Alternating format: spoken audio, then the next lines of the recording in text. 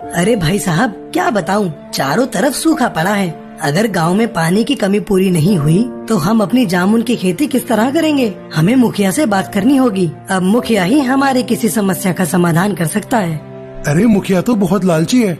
जामुन की खेती करने के लिए अगर पानी मांगा तो हमसे पैसे मांगेंगे। हमें तो ये समझ नहीं आता कि पानी के लिए भी हमें पैसे देना पड़ते हैं। अगर इसी तरह हम लोग पैसे ही देते रहे तो हम कमाएंगे क्या? हमारी बेटियां भी तो हैं, हमें उसकी शादी भी करनी है। अगर इसी तरह चलता रहा तो हम कुछ नहीं कर पाएंगे। ये कहकर टुन्नू घर आ जाता है और अपनी बेटी टूनी चिड़िया से कहता है, अरे कुछ समझ नहीं आ रहा। हमारे जामुन की खेती के लिए हमारे पास पानी नहीं है। अगर खेती को पानी नहीं मिलेगा तो जामुन कैसे उगेंगे? पिताजी, इस बारे में तो आपको मुखिया जी से बात करनी चाहिए। वही हमें पानी दे सकते हैं। अरे बेटी, तुझे क्या बताऊं, अब मुखिया बहुत लालची है, बिना पैसे। अरे बेटी, तुझे क्या बताऊं, अब मुखिया बहुत लालची है, बिना पैसे लिए हमें पानी नहीं देगा। उसके लिए हमें उसे पैसे देने होंगे।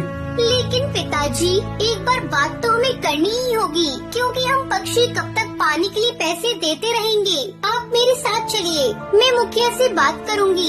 ये कहकर वो दोनों वहाँ से कड़कनाथ सेठ के घर जाते हैं और उससे कहते हैं, मुखिया जी, हमारी समस्या को दूर कर दीजिए। जब तक पानी नहीं मिलेगा तो जामुन की खेती कैसे होगी?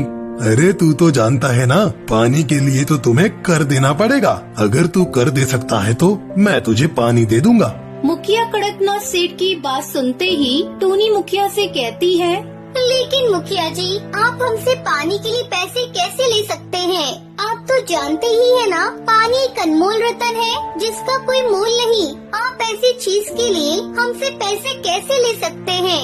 अरे तू तो बहुत बोल रही है। देख चिड़िया, हमारे जंगल में मैं मुखिया हूँ और जो मैं कहूँगा वो ही सबको मानना पड़ेगा। अगर मैंने पानी के ऊपर कर लगाया है तो लगाया है, तुम सभी को वो देना ही पड़ेगा। टूनी कई बार मुखिया को समझाने की कोशिश करती है, लेकिन मुखिया उसकी एक नहीं सुनता। जिसके बाद वो जंगल के पक्षियों को इकट्ठा करती है। अरे जंगल वालों, कब तक ये चलता रहेगा? तुम सभी पक्षी पानी के लिए पैसे क्यों दे रही हो? पानी तो हमारे जीवन का एक बहुत ही महत्वपूर्ण हिस्सा है। हम इसके लिए पैसे नहीं दे सकते। हमें मुखिया को ऐसा करने से रोकना होगा। जंगल के सभी पक्षी टूनी की बातों से सहमत हो जाते हैं, जिसके बाद सभी पक्षी मुखिया के खिलाफ बोलने लगते हैं। अरे मुखिया, ये तो सरासर गलत है कि आप पानी के लिए हमसे कर ले रहे हैं। हम पानी के लिए कर नहीं देंगे। देखिए मुखिया जी, हम लोग वैसे ही बेहद गरीब लोग हैं। इस जंगल को छोड़कर हमेशा के लिए चले जाएंगे और किसी दूसरे जंगल में जाकर रहने लगेंगे। कम से कम वहाँ हमें कर तो देना नहीं पड़ेगा। जंगल के सभी पक्षियों को अपने खिलाफ आवाज उठाता हुआ देख मुखिया को बहुत गुस्सा आता है, लेकिन वो कुछ नहीं कर पाता। जिसके बाद मुखिया न चाहते हुए भी जंगल की पक्षियों की बात मान लेता है, लेकिन वहीं दूसरी तरफ वो टूनी के ऊपर बहुत ज्यादा गुस्सा होता है। अरे देखो, तुम पक्षियों को कहीं जाने की जरूरत नहीं है। आज से तुम्हें पानी के लिए कोई कर नहीं देना होगा। जितना पानी चाहे तुम इस्तेमाल करो, ठीक है? ऐसा कहकर मुखिया वहाँ से चला जाता है और वो अपने कुछ गुंडों को बुलाकर उनसे कहता है, इस चिड़िया ने ये बिल्कुल ठीक नहीं किया। इसे इसकी सजा जरूर मिलनी चाहिए। जाओ और उस चिड़िया को जान से मार दो। आज की रात इस चिड़िया की आखिरी रात होनी चाहिए।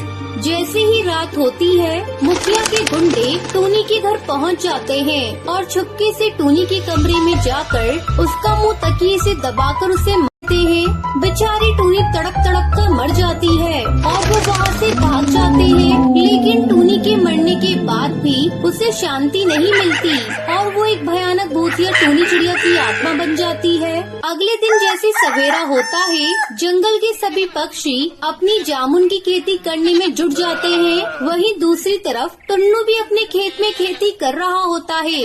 सुबह से शाम हो जाती है। हल चलाते चलाते टुन्नू बेहोश हो जाता है। तभी भूतिया टूनी चिड़िया की आत्मा वहाँ प्रकट होती है। अरे ये क्या पिताजी, आपका तो बहुत बुरा हाल है। अब मैं क्या करूँ?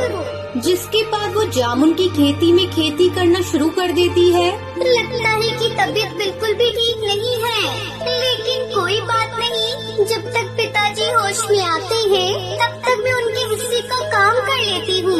भूतिया टूनी चिड़िया की आत्मा जामुन की खेती करती है। पिताजी, मुझे मुझे मारने वाला और कोई नहीं, जंगल का मुखिया कड़कनाथ सेठ ही है। उसी ने अपने गुंडे भेजे थे। पिताजी मेरी बात मानो, मुखिया के खिलाफ पुलिस कंप्लेंट लिखवा दो, नहीं तो अगली बार फिर किसी जंगल की चिड़िया की मृत्यु हो जाएगी और आप ऐसे ही देखते रह जाओगे।